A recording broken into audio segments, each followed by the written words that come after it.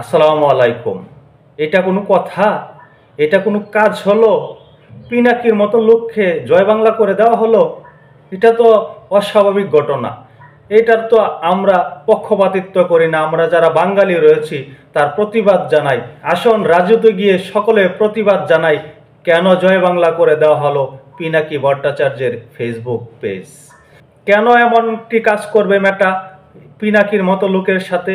পিনাকি একজন বিখ্যাত ডাক্তার, কালাজ্বরের কালা জাদুকর, তিনি একজন লেখক, তিনি একজন রাজনৈতিক বিশ্লেষক, তিনি বহু জ্ঞানে জ্ঞানান্বিত, তিনি বিধর্মী হয়েও ইসলাম শিক্ষা দিতে পারেন, তার ইসলামের অগাধ জ্ঞান রয়েছে, তার ধর্মের উপরে অগাধ জ্ঞান রয়েছে। তার গুণ কীর্তন করে কখনো শেষ করা যাবে না। সেই পিঙ্কুর ফেসবুক আইডিটা ব্যান করে দিল, এটা কি হতে পারে?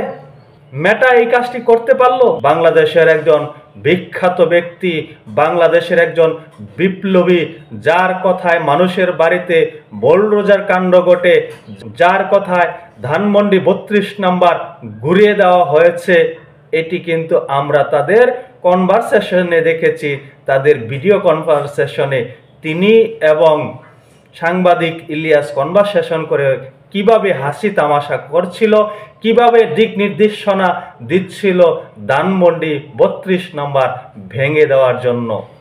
তিনি এত গুণে গুণান্বিত ব্যক্তি, যার কথাতে এত কিছু বাংলাদেশে ঘটে যায়, যিনি সরকারকে জ্ঞান দিয়ে থাকেন, যিনি সকল রাজনৈতিক দলকে জ্ঞান দিয়ে থাকেন, তিনি একমাত্র জানতাম পৃথিবীতে কিভাবে কোন দেশ চলতে হবে, তিনি সেই নির্দেশনা দিয়ে থাকেন। পৃথিবীর মধ্যে একমাত্র ব্যক্তি যিনি কোনো দেশকে নিয়ে ভাবেন, কোনো দেশ পরিচালনা করেন বহির্বিশ্বের অন্য কোনো দেশে বসে থেকে। তিনি এমন একজন ব্যক্তি, নিজ দেশে আসার সক্ষমতা রাখে না, কিন্তু দেশের বাইরে বসে বসে দেশকে নিয়ে ভাবে, দেশে বোলরোজার কর্মকাণ্ড চালায়। এটি আমার কথা না, এটি তাদের নিজস্ব বয়ান থেকে প্রমাণিত।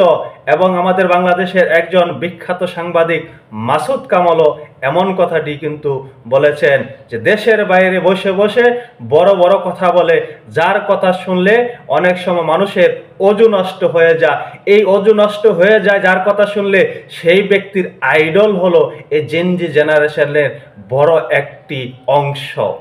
এই যে অকাত্য ভাষা, কুখাত্য ভাষায় কথা বলে, যিনি বেদর্মী হয়ে আমাদেরকে ইসলাম শিক্ষা দেওয়ার চেষ্টা করে, যার বিরুদ্ধে অনেকেই বলছেন অনেক অভিযোগ রয়েছে, বাংলাদেশে কালাজ্বরের ওষুধ তৈরি করে শিশু হত্যা করেছেন, এটি লোকমুখে শোনা যায়। তবে এটি কতটুকু সত্য মিথ্যা সেটি কিন্তু আমি নিজেও জানি না, এটি নিয়ে প্রশ্ন থাকতে পারে, কিন্তু প্রচলন রয়েছে এমন কথাটি।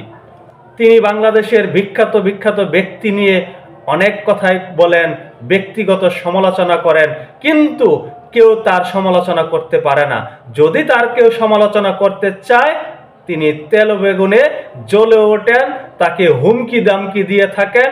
কারণ লোকমুখে কথিত আছে যে তিনি দেশের বাইরে থাকলেও সেখানে বসে যদি তিনি কোনো পারমিশন দেন, তিনি যদি কোনো নির্দেশনা দেন, সেটি নিমেষে বাস্তবায়ন হয়ে যায় আমাদের বাংলাদেশে।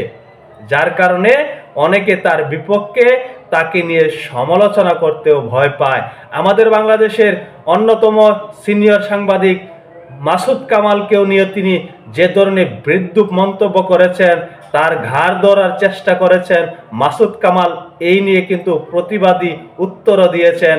তিনি বলছেন, আপনি এত কিছু পারেন, এত কিছু করতে চান, আসেন দেশে এসে কথা বলেন, মুখোমুখি বসি, দেখি আপনি কি জানেন আর আমি কি জানি, আপনি কি বলতে চান, আমি কি বলতে পারি। তবে সেখানে একটি ঘটনা ঘটতে পারে, তার যে মুখের ভাষা, তাতে অজু দুই একবার নষ্ট হয়ে যেতে পারে তার মুখের ভাষা শুনে। আমরা জানি তিনি কিন্তু অখাদ্যভাবে কথা বলে থাকেন, তিনি সর্বযান্ত্রা, সরকার কিভাবে চলবে, সেনাবাহিনী কিভাবে চলবে, সকল জ্ঞান তার মধ্যে রয়েছে। তিনি জ্ঞানে জ্ঞানান্বিত, জ্ঞানের ভান্ডার, সেই জ্ঞান দিয়ে তিনি উপদেশ দিয়ে থাকেন। তবে মেটা কিন্তু তাকে জয় বাংলা করে দিল, এটা কেমন কথা? কথায় কথা তিনি কিন্তু বলেন যে জয় বাংলা করে দাও। তার সেই জয় বাংলা করে দাও কথাটি কিন্তু ব্যাপক মর্মান্তিক। তিনি যে অর্থে জয় বাংলা কথাটি উচ্চারণ করেন, যেভাবে বলেন জয় বাংলা করে দাও, তার মানে হলো তাকে শেষ করে দাও, নিঃশেষ করে দাও, তাকে একেবারে নিস্তব্ধ করে দাও, তার অস্তিত্ব যেন না থাকে। সেই অর্থে এই পিঙ্কু দাদা কিন্তু জয় বাংলা কথাটি বলে থাকে। সেই জয় বাংলাই করে দিল তার ফেসবুক আইডিকে মেটা। তিনি নিজে এটি স্বীকার করেছেন।